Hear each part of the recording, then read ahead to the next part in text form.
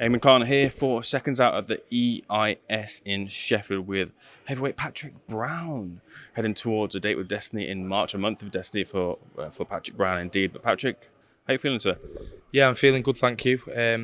Done some good training this morning and just finished off sparring then, and yeah, I'm all ready to go for March.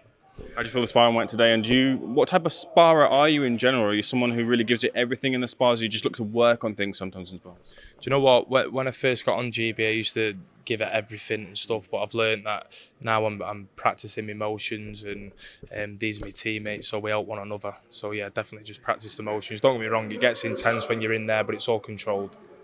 Whether you're a heavyweight or super heavyweight, as some might be, there's always a bit more of a spotlight on you guys, considering it's at the top echelons of the sport and always the excitement's there. But do you feel that coming into just Olympic qualification in general? Do you know what? I actually never think like that, to be honest. I just think I'm just going to go in, do what I need to do, and people can either like me or not. So yeah, that's my mindset on it. Very good way to think about it. What's your style like in general, though, as a fighter? What do you feel you've managed to pick up from different fighters or been able to hone on heading into March? So I was a big fan of Ricky Hatton when I was a kid. He used to go Sale West, which was my amateur club as well. So I like taking the body shots that Ricky Hatton used to throw. So that's a big part of my game. Aggression, and I do like getting pulled into a fight, which I'm guilty for, to be honest. But that's just me. They try and like scratch that out of you, I guess. Here. You know what? They don't. They kind of just monitor around it, and they just add on to what I've already got. And I think that's why GB boxing's good, because they don't just try and change everyone to have the same style. They know what they're working with. Some things come natural, some don't. So yeah, they definitely add on to mine.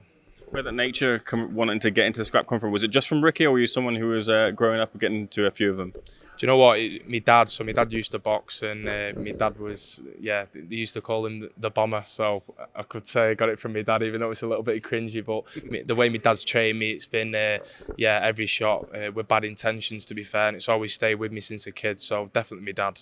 You got that power as well? I would like to think so, yeah. I feel people respect me power and stuff, and I've never felt underpowered in there.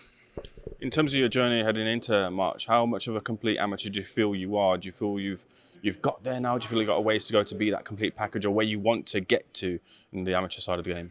Do you know what? I've only been on GB 2 years, and I've had quite a few international experiences now, and they've definitely moulded me into an international fighter. It's a completely different ball game to just fighting, domestically in England and stuff. So I would like to think I am the full package now, and I'm ready for whatever it takes in March. Going back to the Manchester roots, you met Hatton? Yeah, I have met Ricky, and I've met his son Campbell, who's a lovely lad. I used to do a bit of training with him at the Magic Matthew Hatton gym as well, and Matthew's a lovely bloke and all. When you first met Ricky, a bit of butterflies meeting Ricky? Yeah, I always remember. So my dad went out with him on a night out, and they've come back to our house, and I was having, I think some sort of boxing was on, and my cousin were around, so we were sleeping in the living room on the couch, and I just remember I must have fell asleep, and I woke up, and he was just at the end of the sofa speaking to my dad, and I thought I was dreaming, to be fair, but it was a good experience, and yeah, Ricky, he gave me some pointers when I was younger, and they've kept with me today, so yeah. What were they? Well, I can't say all that, otherwise people would take on board as well. Fair enough. I'll let you keep those one close to your chest. But heading into March and the qualification stages, are you someone who scouts particularly who you could be in the ring with, or not knowing who you are in the ring with, as is the way of the game? Or are you happy to kind of jump into the unknown? I would definitely say I jump into the unknown.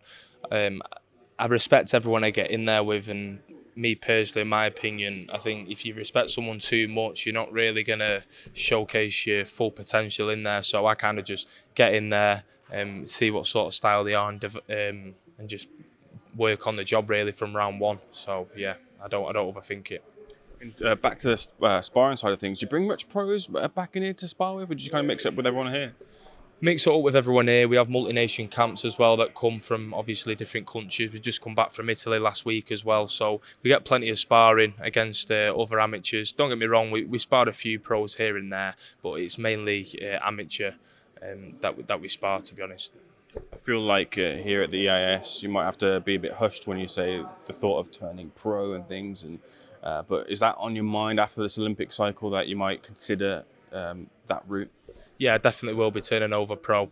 That's a goal of mine as well. But I've always wanted to go through the GB route and the Olympic route first before I turn over to that side of boxing. Sounds like your style suited to it. Yeah, I believe it is. To be fair, I do like the slow and steady and build up into the rounds. In terms of the pro game, just want to get your thoughts on a couple of things.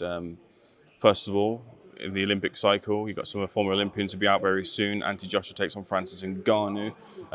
Francis Ngannou sent Tyson Fury crashing down to the canvas, had success but didn't get the victory. Do you feel that AJ is in tough against Francis Ngannou? Do you feel that AJ will be able to dispatch of Ngannou better than Fury did? I think you've definitely got to respect Ngannou because he's got serious power, so he's always in the fight from the get-go.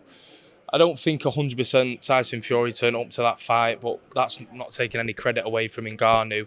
I think Joshua will win. It won't be easy for him though. He definitely will have to stick to whatever game plan he's going in there to do. But yeah, I believe Joshua will beat him, but it won't be as easy as everyone thinks. Fraser Clark contesting for the British title against Fabio Wardley, completely different backgrounds to get to that point too.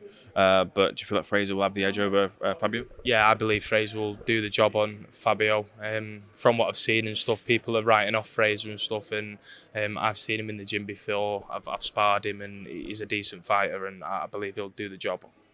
Bringing it back to yourself, get that qualification, represent GB on the Olympic stage. Just how important will that be to you to recognise and fulfil that dream? Oh, it'll be great, and the main thing for me is just to show, like the lads at my dad's boxing gym and Nice Travis's gym in Moss Side, just it is possible if you work hard and you stay on the track and you don't drift off, and that's mainly what I want to do. Really, just show everyone it's possible, and yeah.